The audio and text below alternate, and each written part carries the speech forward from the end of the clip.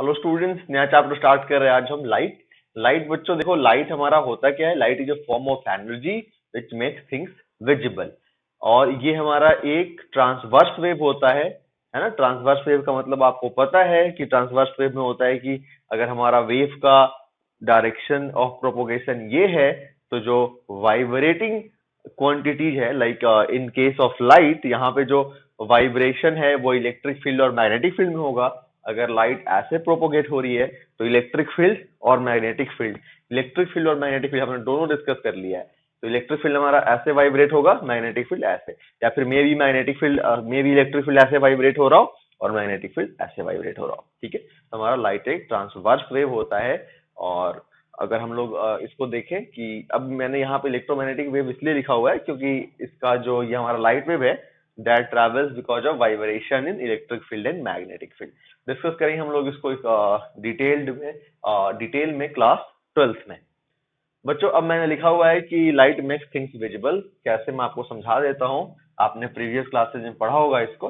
बच्चों ये हमारा एक लाइट सोर्स हो गया, यहाँ से कुछ लाइट एमिट हुई, इस ऑब्जेक्ट पे इंसिडेंट हुई, इस ऑब्जेक्ट ने उस लाइट रे को रिफ्लेक्ट किया, आईज तक पहुंची ये लाइट रे, और फिर हमारे लिए ये ऑब्जेक्ट विजिबल है। अगर आपने इस ऑब्जेक्ट पे लाइट जो है इंसिडेंट होने ही नहीं दिया, इसका मतलब ये है कि आपने इसको डार्क में रखा हुआ है। कोई ऑब्जेक्ट पे अगर कोई इंसिडेंट कोई लाइट रे एमिट कोई ऑब्जेक्ट पे अगर कोई लाइट रे इंसिडेंट नहीं हो रही है, इसका मतलब क्या है कि वो ऑब्जेक्ट डार्क में है ना। तो हमें कोई भी ऑब्जेक्ट जब डार्क में होता है तो वो विजिबल नहीं होता है।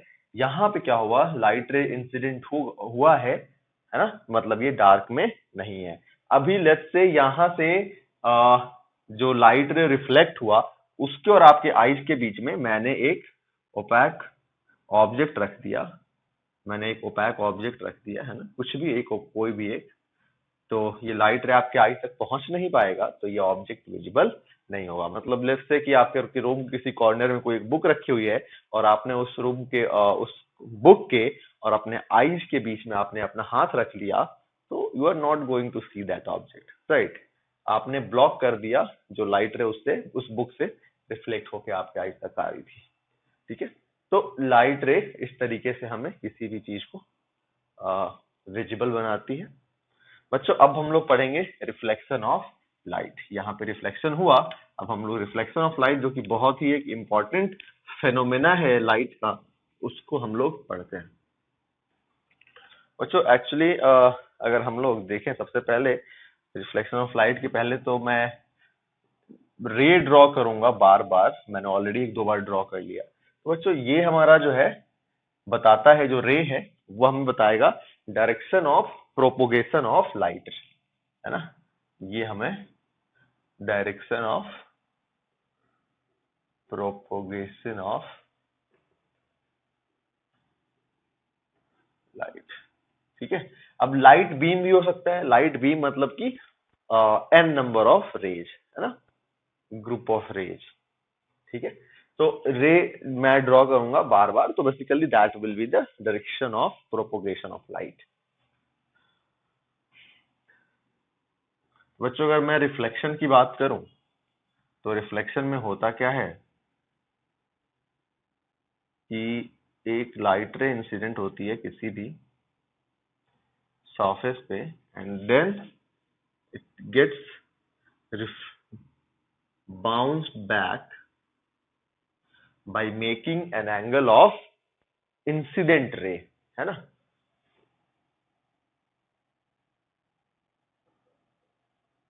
रिफ्लेक्शन ऑफ लाइट, इसमें लिख सकते हैं in this phenomena light ray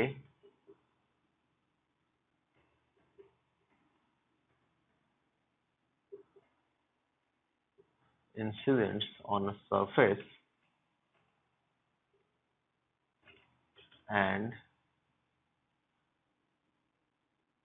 bounces back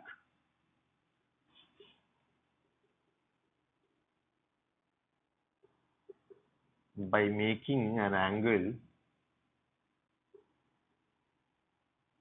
with,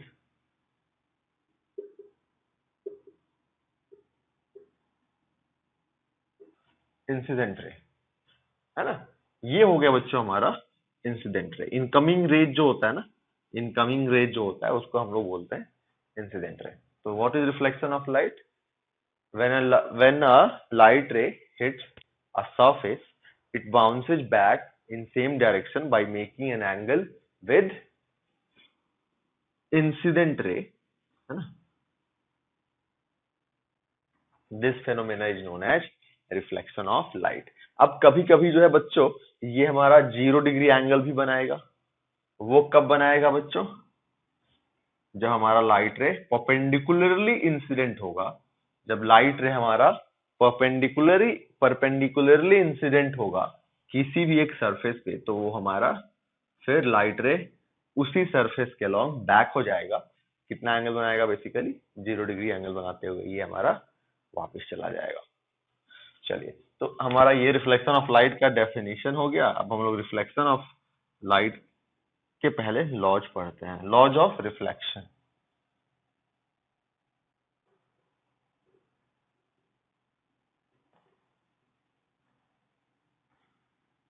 laws of reflection बच्चों 2 लॉज होते हैं। आप लोगों क्लास 7 से पढ़ते आ रहे हो इसको।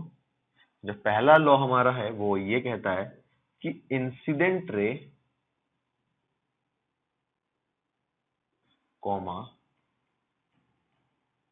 Normal at the point of incidence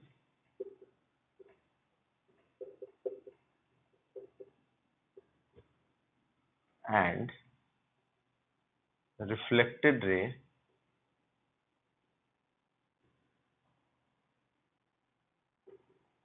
lie in the same plane। ठीक है, देखो बच्चों ये हो गया हमारा इंसिडेंट रे,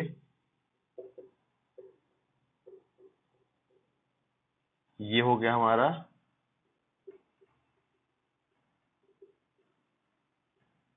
रिफ्लेक्टेड रे। ठीक है, और ये हो गया हमारा नॉर्मल। कहां पे हमने डाला इसको? At the point of incidence. Normal क्या होता है बच्चों? नॉर्मल जो है हमारा जो रिफ्लेक्टिंग सरफेस होता है उस पे हम लोग परपेंडिकुलर ड्रॉ करते हैं। कहां पे? At the point of incidence. जहां पे पॉइंट ऑफ इंसिडेंस है वहां पे हम लोग एक परपेंडिकुलर लाइन ड्रॉ करेंगे रिफ्लेक्टिंग सरफेस पे, वो हमारा कहलाता है नॉर्मल। ठीक है, तो ये हमारा पहला लॉ हो गया बच्चों। दूसरा लॉ होता है कि angle of incidence, angle of incidence is equal to the angle of reflection. Angle of incidence is equal to the angle of reflection. अब एंगल ऑफ इंसिडेंस क्या होता है बच्चों? तो एंगल ऑफ इंसिडेंस होता है हमारा angle formed by incident ray and normal is called angle of incidence, and angle formed by normal and the reflected ray is called angle of reflection। Angle of incidence जो है हमारा वो हो गया angle आई, और एंगल ऑफ रिफ्लेक्शन जो हो गया हमारा वो हो गया एंगल आर। ये दोनों एंगल जो है बच्चों बराबर होता है। ये होता है हमारा लॉज ऑफ रिफ्लेक्शन। ये 2 लॉज होते हैं हमारे रिफ्लेक्शन के। चलिए आगे बढ़ते हैं हम लोग। अब हम लोग डिस्कस करेंगे बच्चों टाइप्स ऑफ रिफ्लेक्शन। यहाँ पे जो मैंने आपको दिखाया था रिफ्लेक्शन, आपने देखा कि हमारा ये एक स्मूथ सरफेस पे हुआ था। जो रिफ्लेक्शन हुआ था हमारा वो एक स्मूथ सरफेस पे हुआ था। लेकिन अभी जो है ऐसा भी तो हो सकता है कि हमारा सरफेस जो है वो स्मूथ नहीं हो, रफ हो, है ना। तो देखते हैं हम लोग।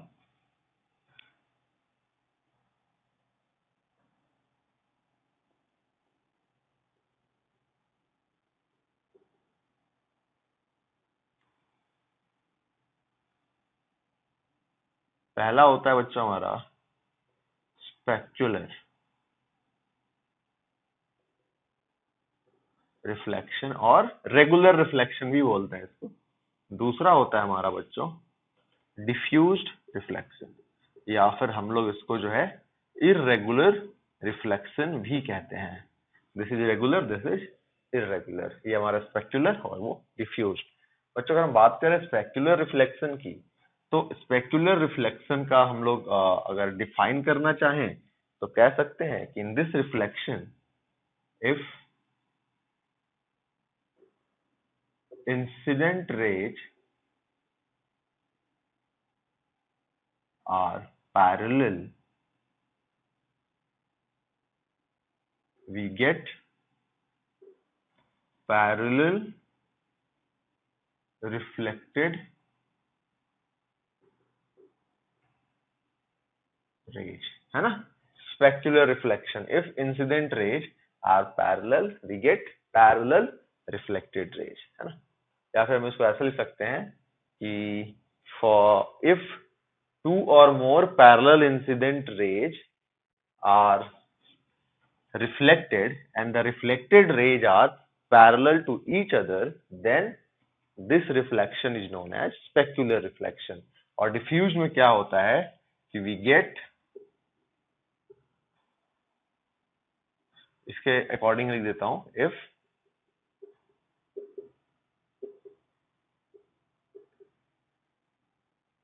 incident rays are parallel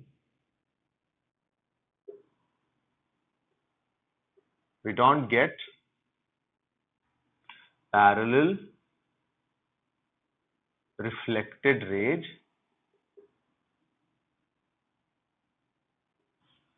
in case of diffuse reflection।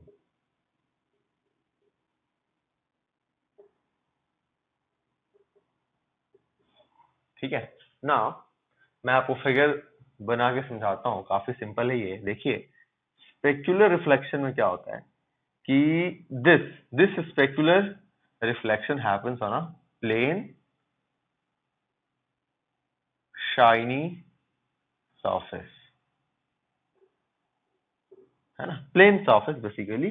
तो प्लेन शाइनी सरफेस के हम लोग बेस्ट क्या आएगा, प्लेन मिरर ले लेते हैं। ठीक है, तो यहाँ पे अगर हमारा,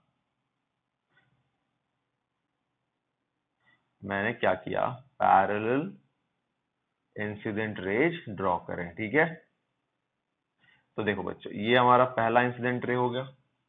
तो लॉज ऑफ रिफ्लेक्शन से क्या होगा, लेट्स से कि ये हमारा यहाँ पे थीटा एंगल पे इंसिडेंट हुआ, तो रिफ्लेक्टेड एंगल भी कितना होगा बच्चों, थीटा, है ना। ऑल राइट, अब देखो ये इसके पैरेलल है और ये सरफेस प्लेन है, तो नॉर्मल क्या होगा, एक दूसरे के पैरेलल होगा। तो ये थीटा तो ये भी थीटा, तो हमारा क्या होगा बच्चों, रिफ्लेक्टेड रे जो होगा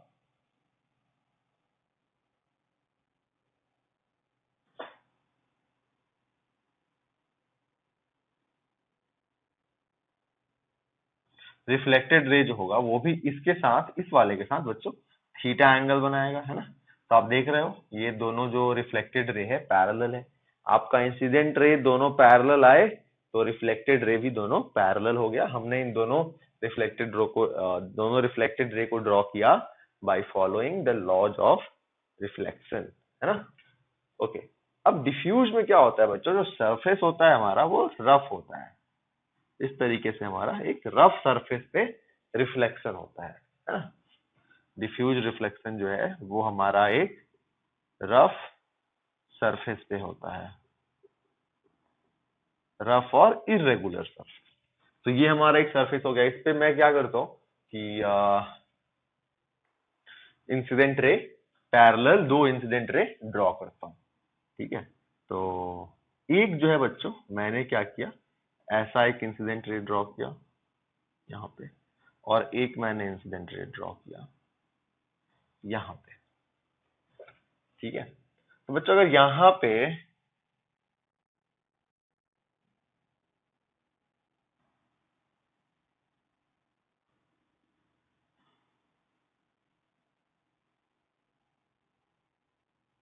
ऐसा लेते हैं, ठीक है, एक मैंने क्या किया कि इंसिडेंट रे को यहाँ पे ऐसे ड्रॉ कर लिया और एक इंसिडेंट रे को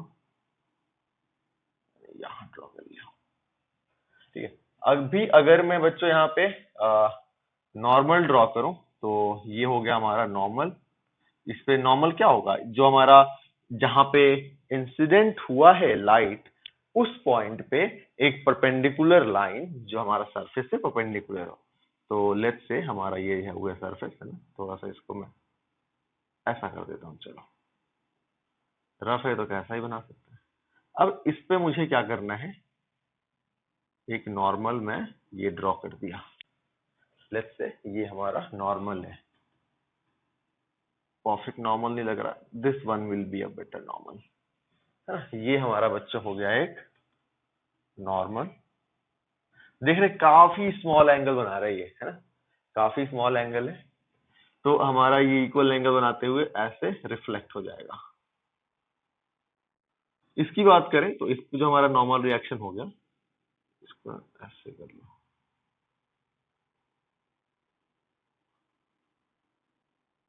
इस पे जो हमारा नॉर्मल रिएक्शन कह रहा हूँ, नॉर्मल नॉट रिएक्शन, नॉर्मल, ये जो हमारा नॉर्मल हो गया बच्चों, ऐसा हो गया हमारा नॉर्मल। इस पे आप देख रहे हो कि दोनों जो रेज हैं वो पैरेलल है, इंसिडेंट रे दोनों पैरेलल हैं। अब यहाँ पे ये जो एंगल था, let's say this was alpha, तो ये नॉर्मल था, अल्फा एंगल बनाते ही रिफ्लेक्ट हो गया। अब देखो बच्चों, यहाँ पे चूंकि सरफेस ही प्लेन नहीं है, सरफेस प्लेन नहीं है, तो हमारा नॉर्मल भी एक दूसरे के पैरेलल नहीं होगा। तो देखो ये नॉर्मल ऐसे है और ये नॉर्मल ऐसे है, दोनों पैरेलल है क्या, नहीं है ना। जैसे इन दोनों केस में क्या था, नॉर्मल हमारे दोनों पैरेलल थे, इस केस में नॉर्मल हमारा पैरेलल नहीं है। तो देखो ये यहाँ से इसके साथ अल्फा एंगल बना रहा था, तो अल्फा एंगल बनाते हुए रिफ्लेक्टेड रे चला गया, और ये हमारा बना रहा है बीटा एंगल। नॉर्मल ड्रॉ किया है मैंने, कैसे, पॉइंट ऑफ इंसिडेंस पे मैंने देखा कि सरफेस कैसा है ना, और फिर सरफेस मैंने एक परपेंडिकुलर लाइन ड्रॉ कर दी, तो मैंने देखा ये ऐसा एक इक्वल एंगल बनाते हुए जाएगा। तो आप देखो इंसिडेंट रे तो पैरेलल था, लेकिन रिफ्लेक्टेड रे पैरेलल है क्या, बिल्कुल नहीं। तो ये हो गया हमारा बच्चों डिफ्यूज रिफ्लेक्शन, जो कि रफ सरफेस से होता है। तो हमने types of reflection, rows of reflection दोनों कर दिया। हम अब जो है कुछ प्रॉब्लम्स करेंगे रिफ्लेक्शन पे बेस्ड। हम पढ़ने वाले हैं बच्चों फील्ड ऑफ व्यू, है ना, या फिर जैसे लेट्स से यहाँ पे हमारा एक ऑब्जेक्ट हो गया। तो बच्चों हम ये जो भी प्रॉब्लम डिस्कस करेंगे अभी, जो मैंने आज पढ़ाया लॉज ऑफ रिफ्लेक्शन, उसी पे बेस्ड है बस, और कोई दूसरा कॉन्सेप्ट नहीं लगने वाला है। तो जैसे लेट्स से कि हमारा ये एक प्लेन मिरर हो गया, है ना, और हमें करना है इस प्लेन मिरर से इमेज फॉर्मेशन। हमें कोई भी एक ऑब्जेक्ट हो गया, उसका हम लोग इमेज फॉर्मेशन करेंगे बाय दिस प्लेन मिरर। तो यहाँ पे मैं टॉपिक अगर लिखूं, क्योंकि फील्ड ऑफ व्यू जो है वो समझने के लिए हमारे लिए जरूरी है कि हम पहले प्लेन मिरर के बारे में, प्लेन मिरर कुछ कैरेक्टरिस्टिक जान लें। तो image formation by plane mirror, alright. तो यहाँ पे लेट्स से कि हमारा एक प्लेन मिरर रखा हुआ है, और हमने क्या किया, एक ऑब्जेक्ट रख दिया यहाँ पे, और इस ऑब्जेक्ट की हमें इमेज बनानी है, ठीक है। तो कहाँ पे बनेगा इमेज, ये देखते हैं हम लोग। तो बच्चों हम लोग इमेज कहाँ बनता है, सबसे पहले ये देखते हैं। बच्चों इमेज हमारा वहां पे बनता है जहां पे दो रिफ्लेक्टेड रे मीट करे, या फिर they appear to meet each other, है ना। लिख देता हूं मैं इसको, image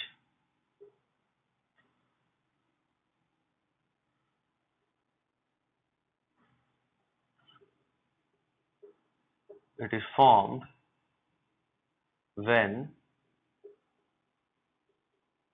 two reflected ray, two or more, है ना, two or more reflected ray meet each other, है ना, या intersect each other, meet each other or appear to meet each other। Alright. अब यहाँ पे एक इंपॉर्टेंट ये चीज है आपको जानना कि if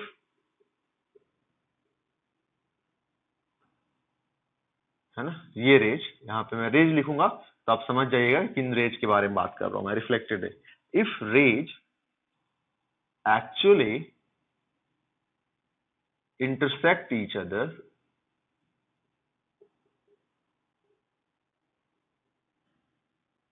then a real image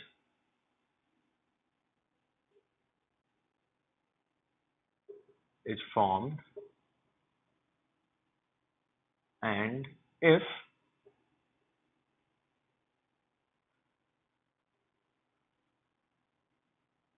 they appear to intersect each other,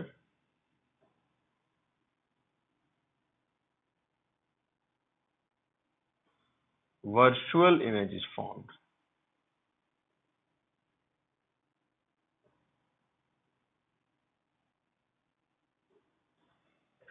All right, तो ये हो गया हमारा इमेज का characteristics. It is formed when two or more reflected rays meet each other or appear to meet each other. If rays actually intersect each other, in that case, a real image is formed, and if they appear to intersect each other, in that case, a virtual image is formed. Virtual मतलब imaginary image, है ना। अब imaginary image को जो है बच्चा हम लोग स्क्रीन पे ऑब्टेन नहीं कर सकते। Imaginary object can not be obtained on a screen, ये बात आपको याद रखनी है। तो बच्चों यहाँ पे ऑब्जेक्ट है, इसका हमें इमेज बनाना है, तो कैसे करेंगे हम लोग देखिए। तो हम लोग ये ऑब्जेक्ट है तो क्या करेगा, इंसिडेंट रे इमिट करेगा, है ना। ऑब्जेक्ट हमारा या फिर light source incident ray emit करता है। तो यहाँ पे हमारा लाइट रे आया और वो लाइट रे की वजह से ये हमारा इंसिडेंट रे एमिट करेगा। तो मैंने क्या किया बच्चों, इससे इंसिडेंट रे ये एमिट कर गया एक, और से दूसरा ये हमारा एक एमिट कर गया। ठीक है बच्चों। अब जो है ना, हम लोग यहाँ पे लॉज ऑफ रिफ्लेक्शन को फॉलो करेंगे यहाँ पे, और फिर फर्दर रेज ड्रॉ करेंगे।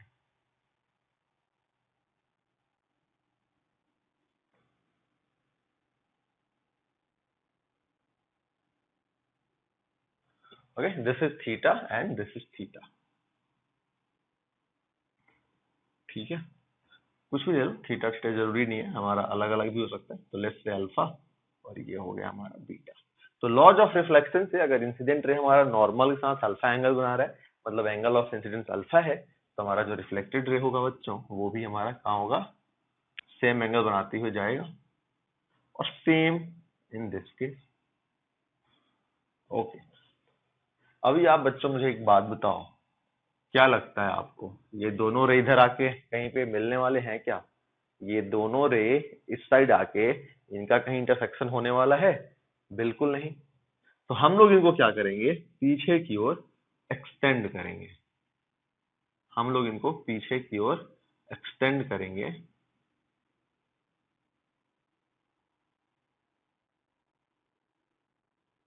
जब हमने इनको पीछे की ओर एक्सटेंड किया बच्चों, तो हमने देखा कि ये दोनों यहाँ पे मिल रहे हैं, यहाँ पे दोनों इंटरसेक्ट कर रहे हैं। तो वी कैन से कि these two rays appear to meet each other या appear to intersect each other at this point, है ना। appear to meet each other मतलब यहाँ पे क्या हो गया, इमेज फॉर्म हो गया। और वो जो इमेज फॉर्म हुआ वो कैसा हुआ, वर्चुअल, वर्चुअल इमेज फॉर्म हुआ।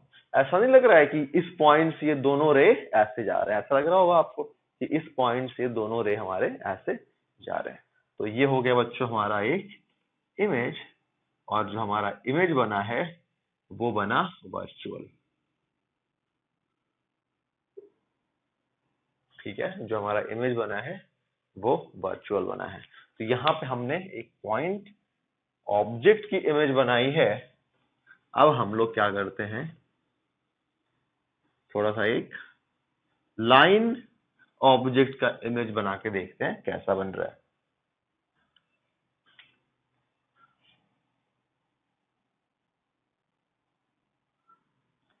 वीडियो देखते हुए आप नोट्स जरूर बनाएं, वो बहुत ज्यादा इंपॉर्टेंट है। तो जैसे बच्चों ये हमारा एक मिरर हो गया और यहाँ पे मैंने एक ऑब्जेक्ट रख दिया है, इसका मैं इमेज बनाने वाला हूं। तो हमने देखा था, ओके, पिछले क्वेश्चन में एक दो चीजें हम लोग पिछले फिगर से और सोच सकते थे, जो कि हमें इसमें बेनिफिट होगा। मैं आपको बता देता हूँ फिर से। जैसे बच्चों ये हमारा ऑब्जेक्ट था, यहाँ पे हमारा इमेज बना हुआ था और हमने देखा था इस तरीके से हमारे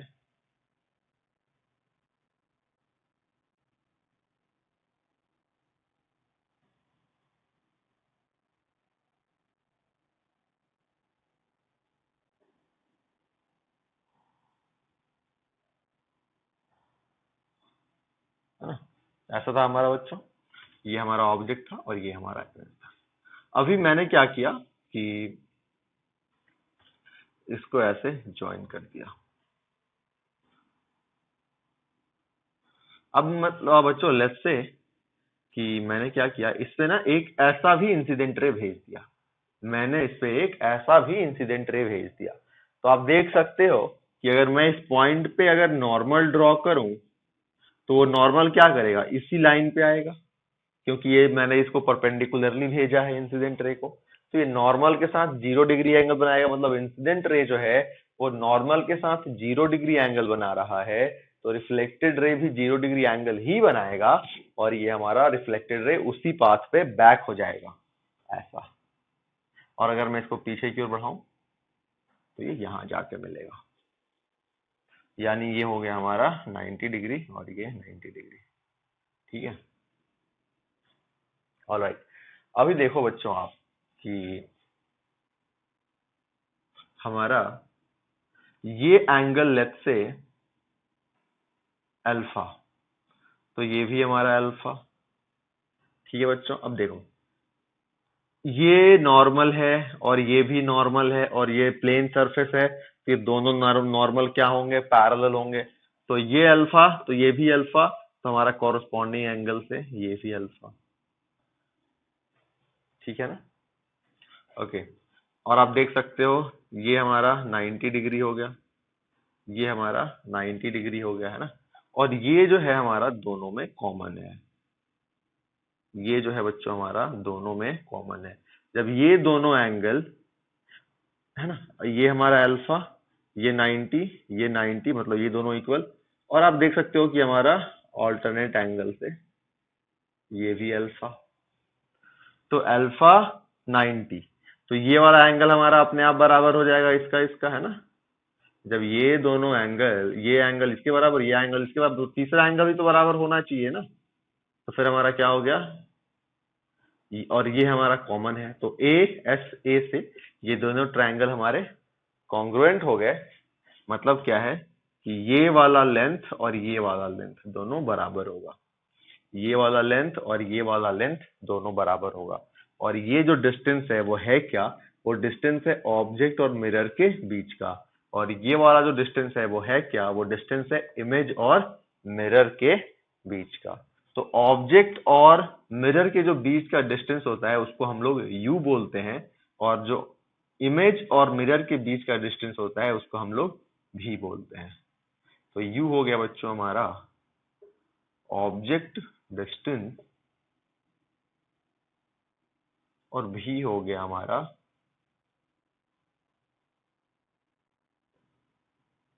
इमेज डिस्टेंस। और हमने ये भी देख लिया कि u जो है वो v के बराबर है, u जो है हमारा वो v के बराबर है। अब अगर आप इसको डायरेक्शन के साथ लिखना चाहते हो, है ना, डायरेक्शन के साथ, तो you can see that object is in left of the mirror, object is in left of mirror and image is in right of the mirror. तो जनरली हम लोग इस डायरेक्शन को, आपने कोऑर्डिनेट में पढ़ा होगा, हम लोग इस डायरेक्शन को पॉजिटिव लेते हैं, तो आप v को पॉजिटिव ले सकते हो, तो u को क्या लेंगे आप, नेगेटिव। तो आप ऐसे भी लिख सकते हो कि -u is equal to v।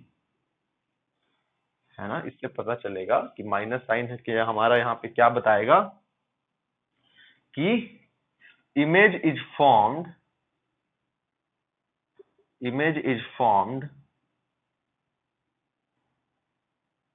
In opposite direction of object, in opposite side, image is formed in opposite side.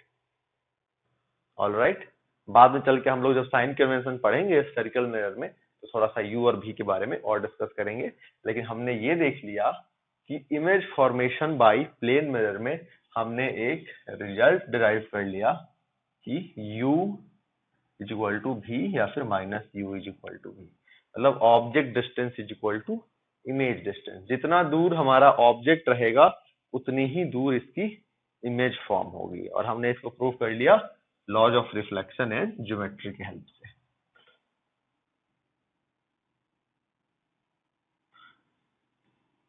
तो बच्चों अगर हम लोग इसको देखें यहाँ पे, तो इसका जब हम लोग इमेज बनाएंगे तो इसका इमेज कहाँ बनेगा, यहाँ पे बन जाएगा, है ना। और जो ये लोअर मोस्ट हमारा जो इसका पार्ट है उसका यहाँ बन जाएगा, है ना। पॉइंट ऑब्जेक्ट की तरह ट्रीट करके बनाएंगे जैसे हमने पिछले क्वेश्चन बनाया था। और बीच वाला पोर्शन क्या होगा, इन दोनों के बीच में होगा, जिसका बीच पोर्शन बच गया वो इन दोनों के बीच में होगा। तो इस तरीके से इसका हमारा इमेज बन जाएगा। अब इस इमेज की कैरेक्टरिस्टिक्स की बात करें हम लोग, तो ये हमारा पहला तो इक्वल डिस्टेंस होगा। अगर ये ए पे है तो इसका इमेज भी ए डिस्टेंस पे होगा। दूसरा, अगर इसकी हाइट h है तो इसकी हाइट भी h होगी, इसकी हाइट भी h होगी। और देख सकते हो आप कि हमारा ये जो है इरेक्ट इमेज बना हुआ है, इरेक्ट इमेज बना हुआ है। इरेक्ट इमेज मतलब क्या होता है कि सीधा इमेज, मतलब कि ये जो है हमारा, अगर इसका हेड ऊपर की ओर है तो यहाँ पे भी हेड ऊपर की ओर ही है। लेट्स से अगर हमारा ये हेड जो है बच्चों वो ऐसा हो जाता तो हम इसको बोलते हैं कि इन्वर्टेड इमेज। लेकिन हमारा इसके केस में ऐसा इमेज नहीं फॉर्म हो रहा है, इरेक्ट इमेज फॉर्म हो रहा है, ठीक है।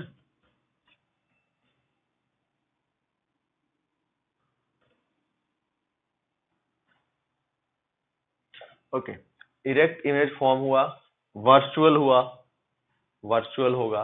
एक बहुत ही इंपॉर्टेंट एस्पेक्ट है, वो है कि लैटरली, है ना, इन्वर्टेड। अब इरेक्ट इमेज जो होता है बच्चों, हम लोग इसको लिखते हैं इरेक्ट इमेज या longitudinally erect image. Longitudinally erect image, जैसे लेट्स सी कि मैं अपने आप को एक प्लेन मिरर में देख रहा हूं, तो ये ऐसे जो हो गया, this is basically longitudinal view and this is lateral view, ठीक है। तो अगर मैं अपने को एक प्लेन मिरर में देखूंगा तो मुझे अपना हेड ऊपर है, मेरा हेड, तो मुझे अपना हेड ऊपर ही दिखाई देगा। बट मेरे को अपना ये जो है मेरा राइट ईयर, है ना, ये मेरे को अगर मैं प्लेन मिरर में देखूंगा तो मुझे ये लेफ्ट में दिखाई देगा, है ना। And this is my left ear, ये मेरे को राइट में दिखाई देगा, ठीक है। तो जो इन्वर्जन हो गया ना यहाँ पे, left ear sorry right year left में दिख रहा है और लेफ्ट ईयर राइट में दिख रहा है, तो हो गया ना हमारा इन्वर्जन, उल्टा हो गया। तो लैटरल डायरेक्शन में इन्वर्जन हो गया, तो इसलिए हम लोग जो कहते हैं कि जो इमेज फॉर्म हुआ वो लैटरली इन्वर्टेड है लेकिन लॉन्गिट्यूडनली इरेक्ट है। दिस इज लॉन्गिट्यूडनल, ठीक है। तो longitudinally erect but laterally inverted, ठीक है ना। तो इस तरीके से हमारा देख लिया हमने image formation by plane mirror की minus u is equal to भी virtual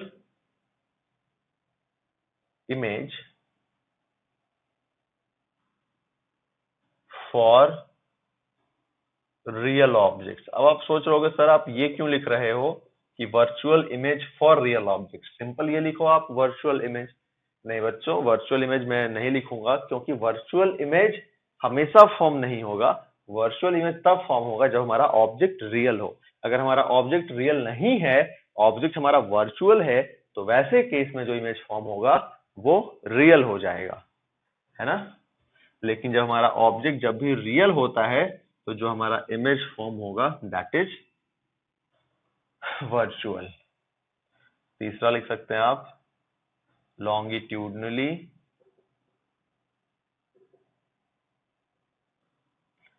erect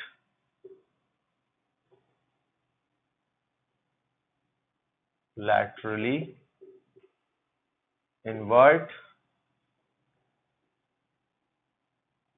equal in size।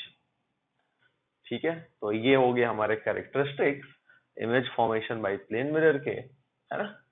Object distance equal to image distance, virtual image for real object and real image for virtual object. अगर हमारे objects equal होंगे ना, sorry, अगर हमारे objects virtual हो गए, सोच रहे हैं वर्चुअल ऑब्जेक्ट कैसा हो सकता है, आपके दिमाग में आ रहा होगा कि वर्चुअल ऑब्जेक्ट कैसा हो सकता है।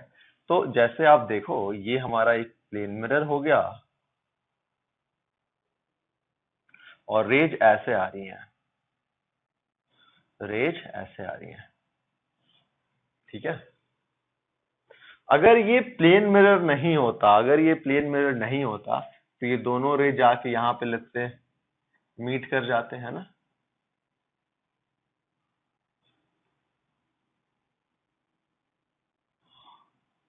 यहाँ पे मीट कर जाते हैं। लेकिन मीट कर रहे हैं क्या, नहीं कर रहे ना, मीट नहीं कर रहे, क्योंकि ये प्लेन मिरर आ गया बीच में। अगर प्लेन मिरर नहीं होता दोनों यहाँ पे मीट कर जाते, तो आप क्या कह सकते हैं कि हमारा जो है ऑब्जेक्ट है जो वो यहाँ पे वर्चुअल हो गया, क्योंकि एक्चुअली में नहीं है, अपीयर हो रहा है ना। ठीक है, तो अब अगर यहाँ पे आप इसको रिफ्लेक्शन कराओ, यहाँ पे लॉज ऑफ रिफ्लेक्शन फॉलो करेंगे आप नॉर्मल वगैरह ड्रॉ करके, तो आप देखेंगे कि ये these rays are actually meeting each other, they don't appear to meet each other, reflected rays here are actually meeting each other। तो इस केस में जो है हमारा ऑब्जेक्ट जो है वो वर्चुअल है, लेकिन इमेज हमारा रियल है। और equal in size, laterally inverted, ये जो है बच्चों हमारे कुछ प्रॉपर्टीज हो गए image formation by plane mirror के। चलिए हम लोग अब आगे डिस्कस करते हैं।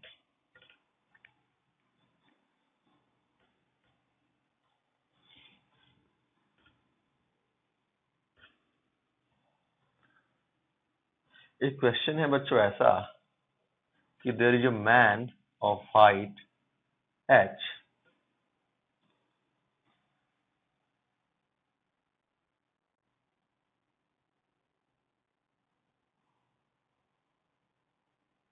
there is a man of height h, then find out the minimum length of this mirror needed so that he can see himself from toe to head, he can see himself completely, है ना, खुद को पूरा देख सके। what should be the length, minimum length, minimum length. अब maximum तो आप पूरा बड़ा इतना लगा दो, बड़ा सा तो दिख ही जाएगा, मिनिमम लेंथ की बात हो रही है। मिनिमम लेंथ क्या होनी चाहिए इस मिरर की, ये पूरा देख सके खुद को। बच्चों यहाँ पे इसके कुछ लेस से यहाँ पे इसकी आइज होंगी, है ना। तो अब जो है ये अपने, लेट्स से इसका लोअर मोस्ट पॉइंट कौन सा है, ये है। इसको ये कब देखेगा आप बताओ, इसको ये कब देखेगा, जब यहाँ से लाइट रे रिफ्लेक्ट होके इसकी आइज तक जाए, तब देख लेगा ये। तो देखो मैं इसको ड्रॉ करता हूँ, लेट्स से यहाँ से ऐसे लाइट रे गई और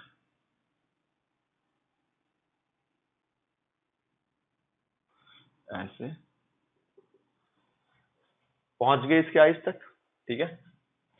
टॉप मोस्ट पॉइंट को कब देखेगा, जब यहां से लाइट रे आए और रिफ्लेक्ट होके इसके आइज तक जाए, राइट।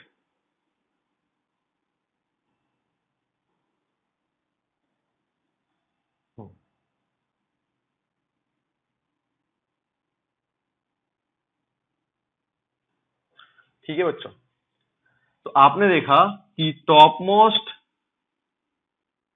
पॉइंट से भी लाइट रे रिफ्लेक्ट होके इसके आई तक पहुंच गई और लोअर मोस्ट पॉइंट से भी लाइट रे रिफ्लेक्ट होके पहुंच गई। ठीक है, मतलब ये कहाँ देखेगा खुद को? अगर बात करें कि ये खुद को देखेगा कहाँ, तो बच्चों ये खुद को पीछे देखेगा, मिरर के पीछे। इमेज कहाँ बनेगा इसका? मिरर के पीछे, है ना। तो वो हम इमेज कैसे फाइंड आउट कर सकते हैं? बहुत सिंपल है, आप क्या करें, इसको पीछे की ओर एक्सटेंड कर दें, है ना। तो आप देखोगे कि, और ये वाला जो हो गया हमारा, है ना, रिफ्लेक्टेड रे।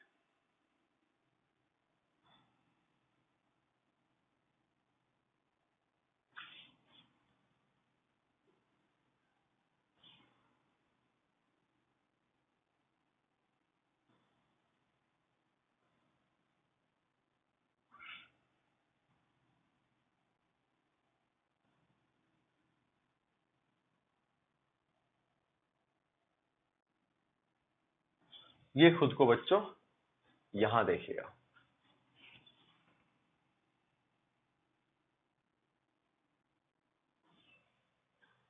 ऑलराइट, देखो ये रिफ्लेक्टेड रे है ना, ये रिफ्लेक्टेड रे। तो ये अगर खुद को यहां देखेगा, अब यहाँ पे थोड़ा सा एग्जैक्ट सेम फिगर तो नहीं बनाया है मैंने, है ना, लेकिन मान लो एग्जैक्टली ये सेम है। ऑब्वियसली मैं सेम बना नहीं सकता हूँ, तो ये जो है बच्चों सेम, आप मान लो कि ये दोनों फिगर सेम है, लेंथ सेम है, सब कुछ सेम है।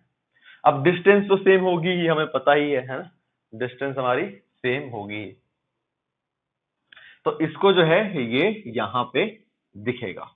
अब हमें निकालना क्या था कि मिनिमम लेंथ ऑफ मिरर। तो मिनिमम लेंथ ऑफ मिरर को कितना मिरर यूज हुआ? इतना ही तो मिरर यूज हुआ। अगर हम इसको हटा भी देते हैं ये वाला पोर्शन, तो भी हमारा काम हो गया, हमें इतने ही मिरर की तो जरूरत थी।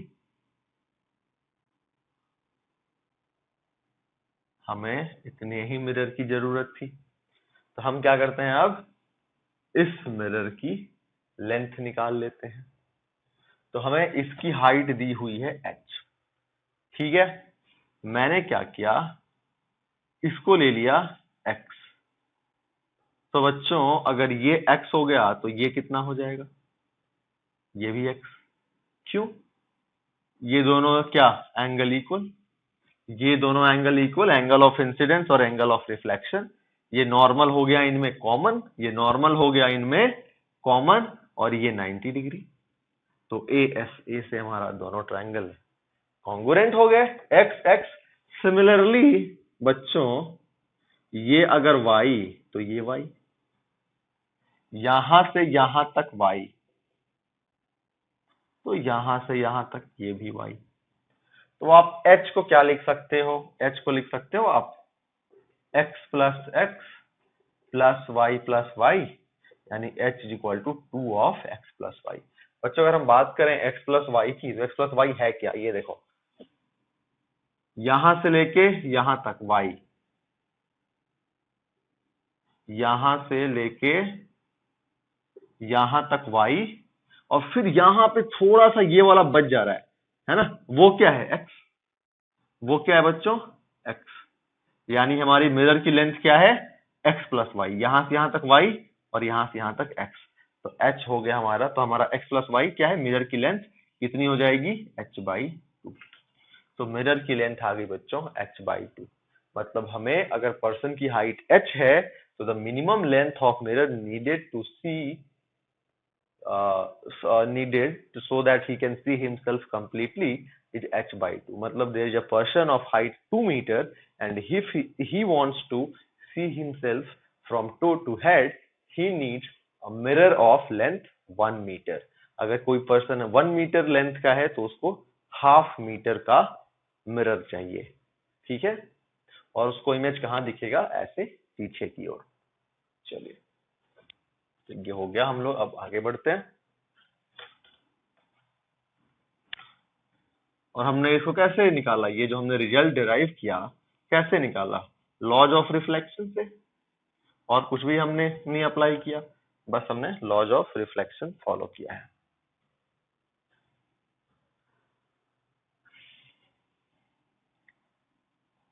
Okay, let's say there is this mirror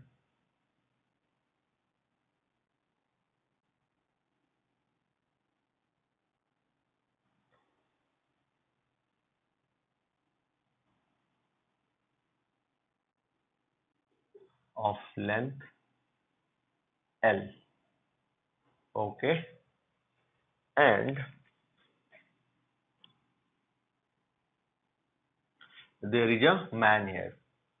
There is a man here at this point, and there is a walking track here.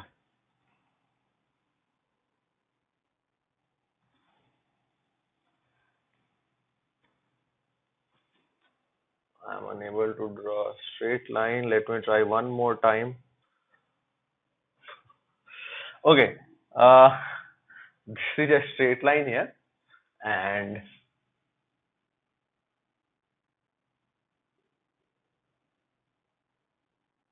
this distance is, let's say, A, and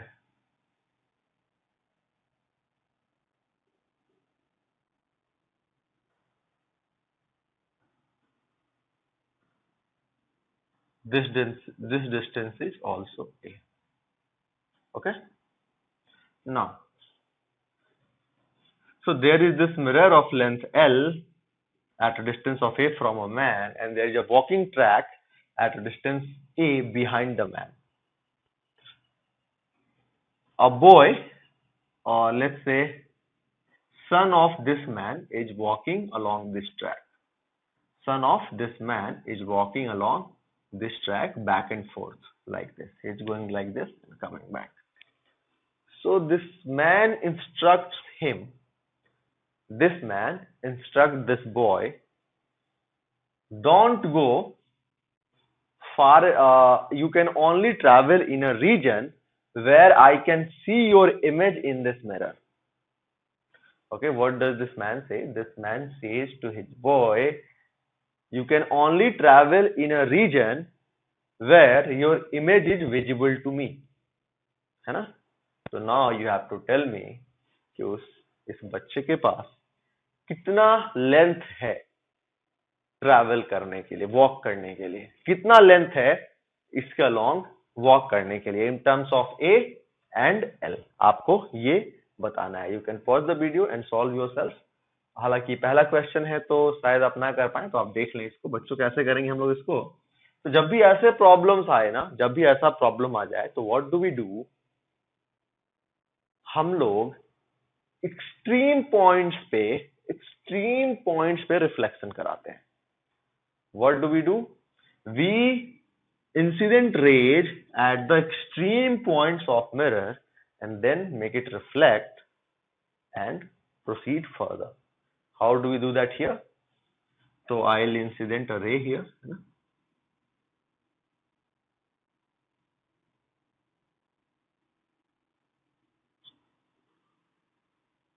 Okay.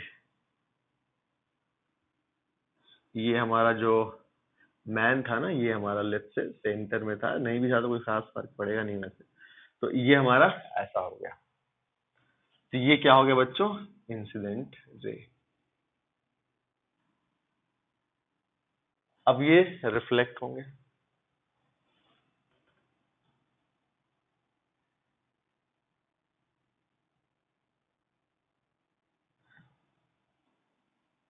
तो यहाँ पे मैंने man से incident raise को reflect कराया, लेकिन ऐसा नहीं करना है. हमें इमेज किसकी बनानी है? बॉय की. और उसको दिखानी किसको है? मैन को. तो इंसिडेंट रे किसका कराएंगे बच्चों? बॉय का. तो अब बॉय का तो हमें फिक्स पोजीशन पता नहीं है, तो हमने क्या किया? उल्टा स्टार्ट किया. उल्टा स्टार्ट करने का मतलब क्या है कि रिफ्लेक्टेड रे से स्टार्ट किया. मतलब ये रिफ्लेक्टेड रे मैन तक पहुंचेगी कहां से? From the extreme points of the mirror. तो ये रिफ्लेक्टेड रे ऐसी आई है, मतलब कि इससे कोई इक्वल एंगल बनाते हुए इंसिडेंट रे आया होगा, तभी तो ये रिफ्लेक्टेड रे मिली है. तो इंसिडेंट रे हमारा कैसा होगा? मान लीजिए ऐसा होगा, ये अल्फा और ये भी अल्फा. ठीक है. सिमिलरली यहां पे भी ये हमें अगर मिला है रिफ्लेक्टेड रे और ये मैन तक पहुंच रही है, ये रिफ्लेक्टेड रे मतलब there would have been incident रे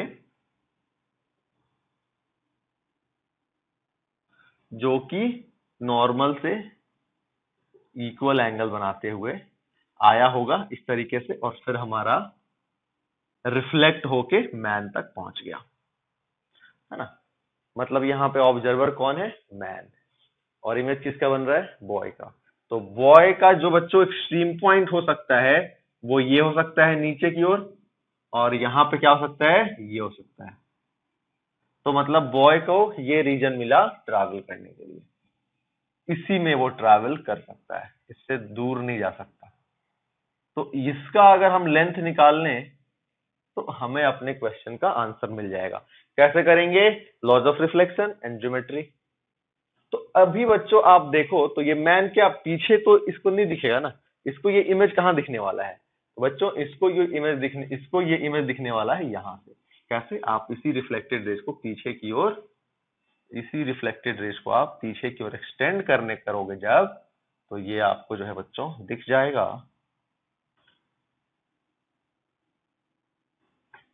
है ना, ऐसा कुछ। ठीक है।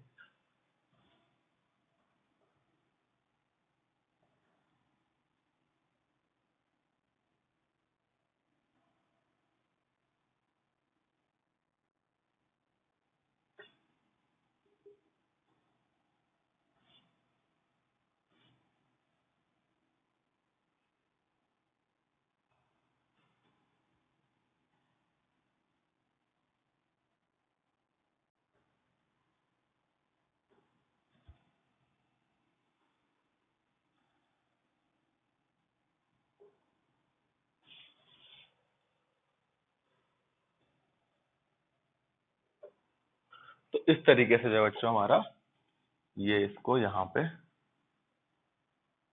दिख जाएगा। मतलब जो मैन है ना उसको बॉय इस पाथ पे दिखेगा,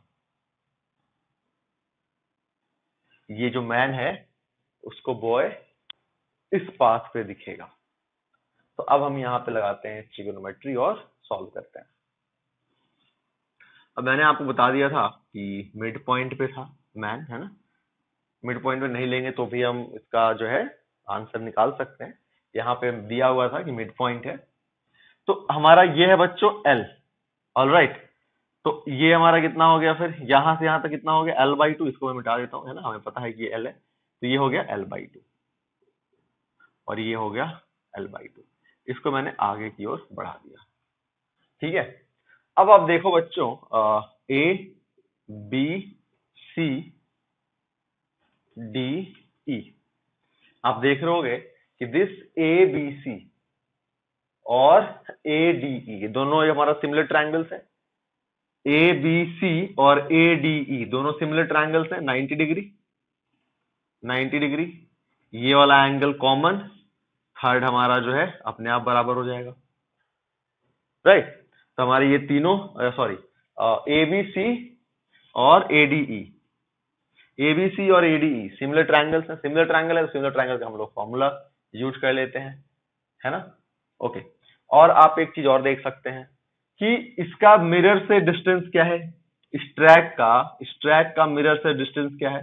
तो आप देखो तो वो है 2a। तो इमेज भी कितना दूर बनेगा? 2a। ठीक है। अभी हम लोग यहाँ पे सिमिलर ट्रायंगल का यूज करते हैं, तो वी कैन से कि हमारा ये a हो गया और ये L/2 है। तो a upon L/2 is equal to, देखो सिमिलर ट्रायंगल है तो हम लोग क्या होगा, इसके जो साइड्स होंगे वो प्रोपोर्शनल होंगे ना। तो a upon L/2 is equal to a plus 2a, 3a upon x। इसको मैं ले लेता हूं x, 3a अपॉन x। तो बच्चों x कितना हो जाएगा? a से a कैंसिल, a से a कैंसिल, है ना। अगर आप इस 2 को देखो तो हमारा ये 2 ऊपर आ गया होता, राइट। तो यहां से हमारा जो x है वो कितना आ गया? 3L/2। x जो आ गया बच्चों हमारा, यहाँ से हम x इधर भेज दिया हमने और इसको इधर भेज दिया, तो ये आ गया हमारा 3L/2। ठीक है ना। अब मिड पॉइंट है तो सिमिलरली आप इसको भी कर सकते हो क्या, सेम को सब कुछ सेम ही है ना, A/L/2 is equal to 3A/this, यानी ये हो गया हमारा x 3L/2। सिमिलरली आप इसको भी सॉल्व कर लोगे, ये भी हमारा 3L/2। टोटल ट्रैक की लेंथ कितनी हो गई 3L, टोटल ट्रैक की लेंथ हो गई हमारी 3L। आई बात समझ में। आप बच्चों चाहो तो बिना इस ट्रैक को ड्रॉ किए इधर ही कर सकते थे, वही मैं समझा देता हूं। उसके लिए हम लोग क्या करते बच्चों कि यहाँ पे हम लोग एक बना ऐसे परपेंडिकुलर ड्रॉ करते। परपेंडिकुलर मतलब कि parallel to the mirror, parallel to the mirror ऐसे हम लोग एक ड्रॉ कर देते हैं। ठीक है, तो हम लोग इसको ऐसे यहाँ पे मिला देते हैं। अब देखिए ये हमारा L/2 है, तो ये भी हमारा L/2, ये L/2, तो ये भी हमारा L/2। अब ये L/2 हो गया तो हमारा ये दोनों ट्रायंगल कॉन्ग्रुएंट होंगे, तो ये भी L/2। और फिर जैसे हमने सिमिलर ट्रायंगल उसमें लगाया, अब ऐसे ही हम लोग सिमिलर ट्रायंगल इसमें लगा देते हैं। इसमें आई मेंट टू से कि दिस वन, इसमें और इसमें बड़े वाले में, मतलब कि PQRST, मतलब PQR और PST में, PQR और PST में। तो आप देखो आप क्या लिखोगे, इसको थोड़ा सा इधर लिखता हूं मैं, L/2 PR, ठीक है ना। तो PR अपॉन PT,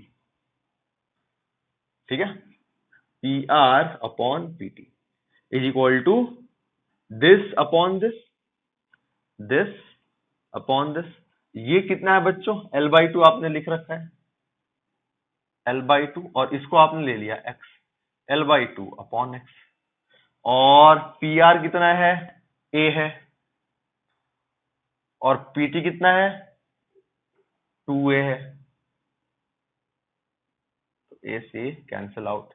यहां से आप x देख सकते हो, अब देखो 2 से 2 कैंसिल आउट और x आ जाएगा हमारा कितना L के बराबर। यानी बच्चों ये हो गया हमारा कितना L, x हमारा L के बराबर आ गया ना, तो ये हो गया हमारा L।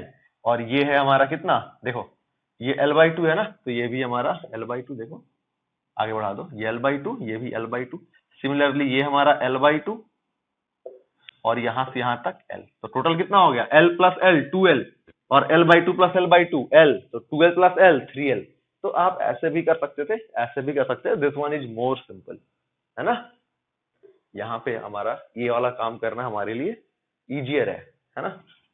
तो इसीलिए I prefer this one and I will recommend कि आप भी यही प्रेफर करें। चलो और एक दो प्रॉब्लम करते हैं।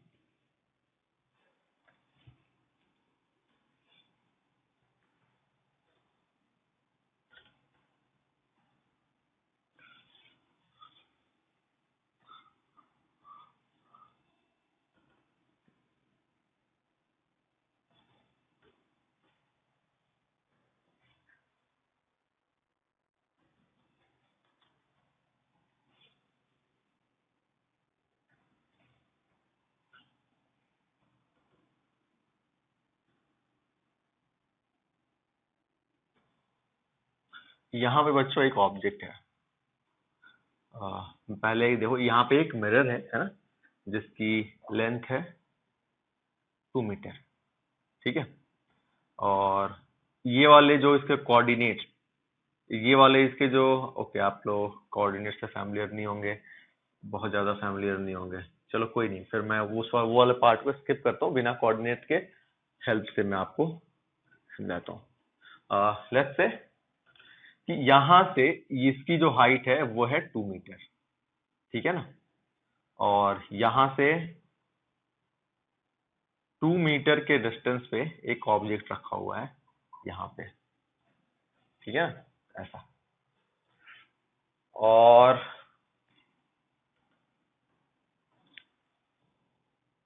यहाँ पे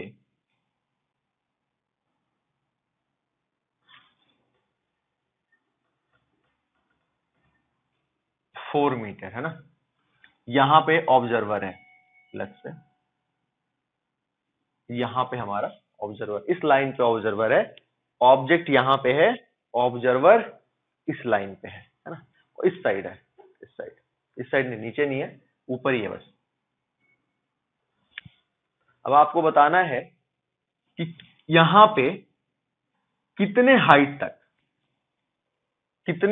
तक कित कहां से कहां तक, जैसे लेट्स से कि बच्चों ये हमारा हो गया हाइट 0, ये हो गई हाइट 0, ये हो गई हाइट 1, ये हो गई हाइट 2, ये हो गई हाइट 3, मीटर में ले लो, मीटर में 1 metre, 2 metre, 3 metre, 4 metre, 5 metre, 6 metre, 7 metre, 8 metre, है ना। तो अब आपको बताना ये है कि यहाँ पे कहां से लेके कहां तक, किस रेंज तक ये ऑब्जेक्ट ऑब्जर्वर को विजिबल होगा।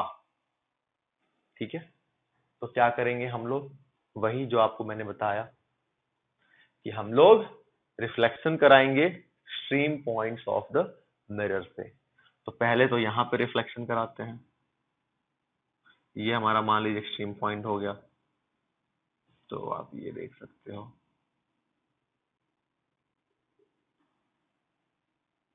रिफ्लेक्ट होके हमारा जाएगा ऐसा।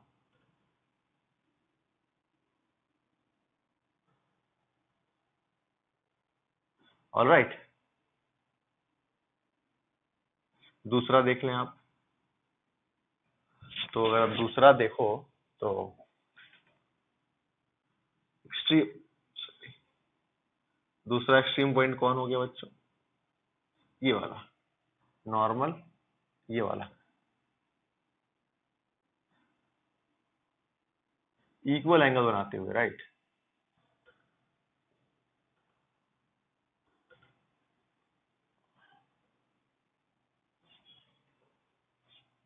ठीक है, तो ये हमारा जो है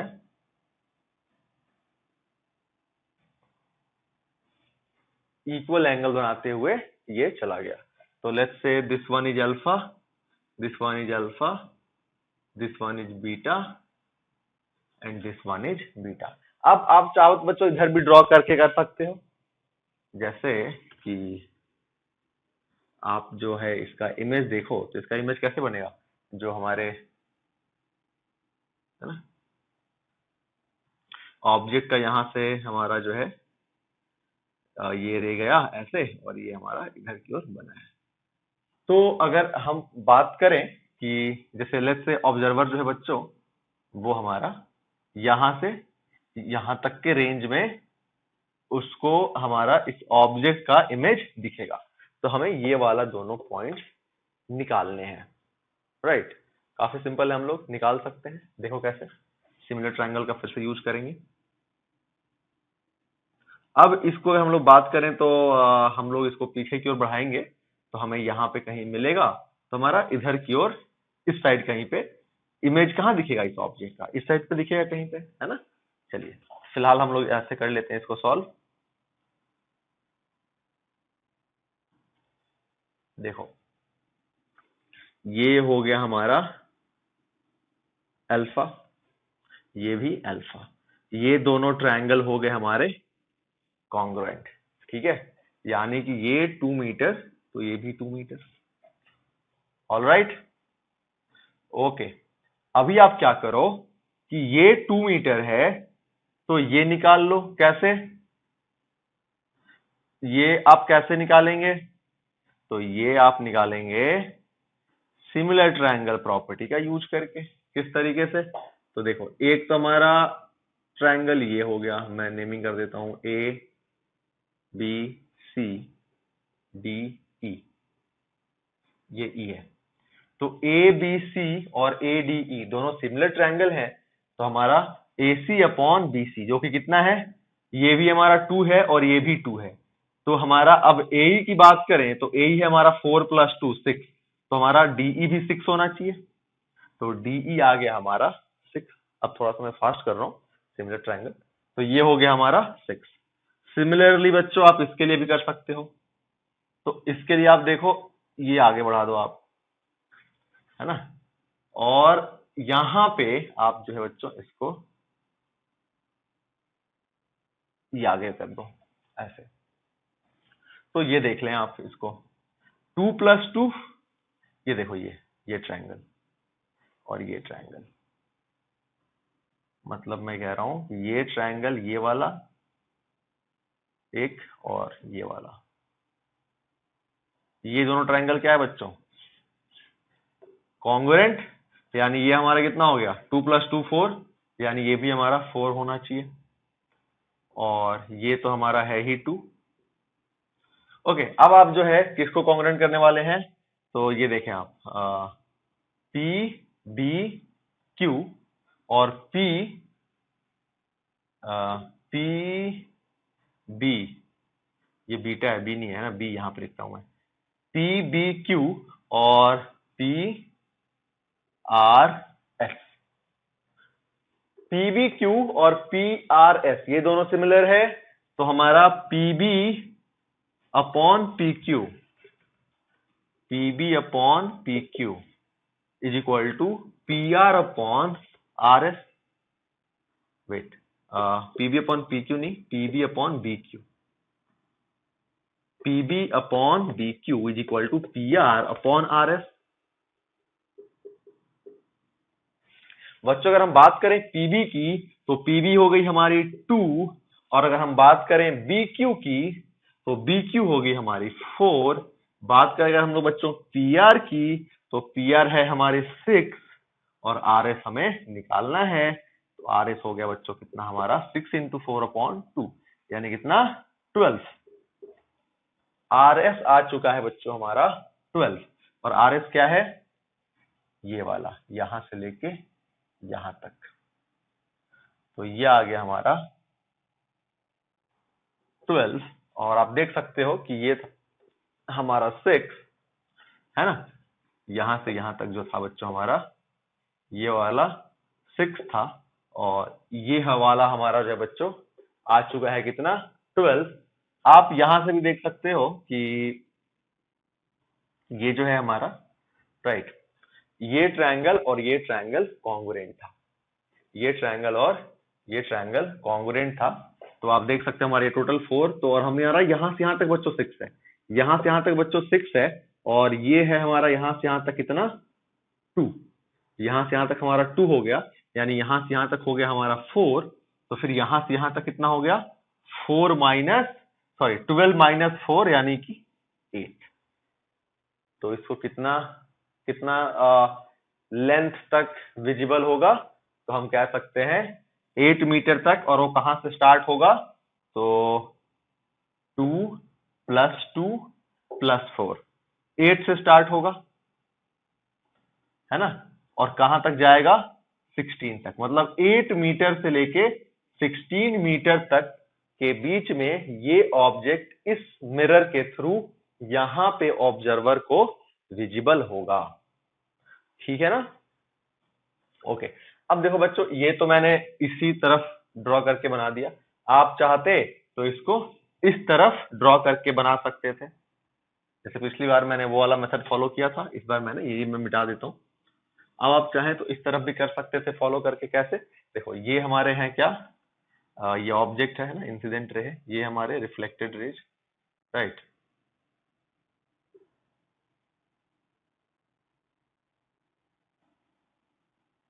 अब इनका अगर आप इमेज देखोगे कि इस ऑब्जेक्ट का इमेज जो बनेगा वो बनेगा किधर, तो बच्चों उसका इमेज बनेगा हमारा इस साइड यहाँ पे, है ना, तो यहाँ पे जो है आप इन दोनों को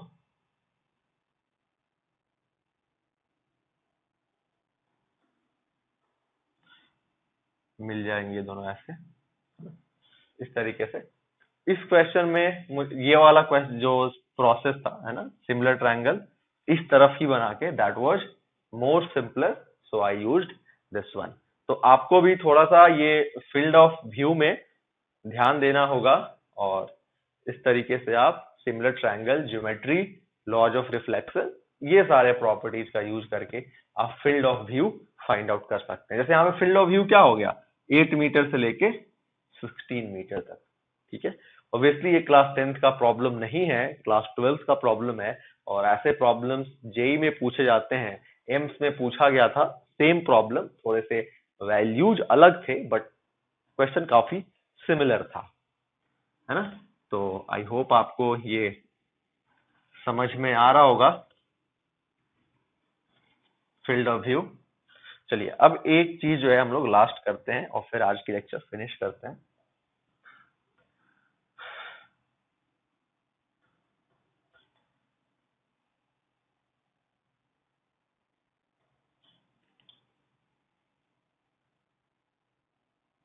लेट्स से बच्चों हमारा एक ये प्लेन मिरर है और ये हमारा एक इंसिडेंट रे है। तो हमारा रिफ्लेक्टेड रे कैसा हो जाएगा, ऐसा, राइट।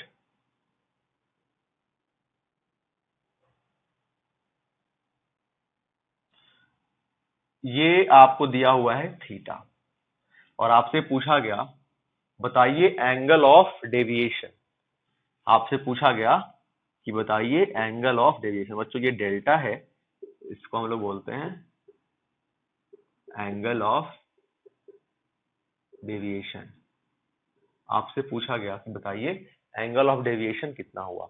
बच्चों एंगल ऑफ डेविएशन क्या होता है, देखो अगर ये हमारा प्लेन मिरर नहीं आता, अगर ये हमारा प्लेन मिरर नहीं आता तो ये रे हमारा सीधा ऐसे निकल जाता, ये रे हमारा सीधा ऐसे निकल जाता है ना।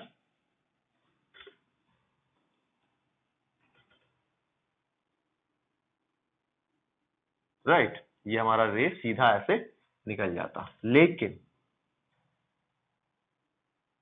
ये तो ऐसे गया नहीं। क्यों? क्योंकि ये प्लेन मिरर आ गया। तो प्लेन मिरर ने क्या किया, इस रे को यहां से इतना डेविएट कर दिया, इतना डेविएट कर दिया। तो ये एंगल की जो वैल्यू होगी ना, ये वाला जो एंगल की वैल्यू हो जाएगी, वही होगी बच्चों हमारी एंगल ऑफ डेविएशन। तो आप देखो ये थीटा हो गया, तो ये कितना, ये भी theta, laws of reflection. Alright, अब देखो ये हमारा टोटल एंगल कितना, 180 डिग्री।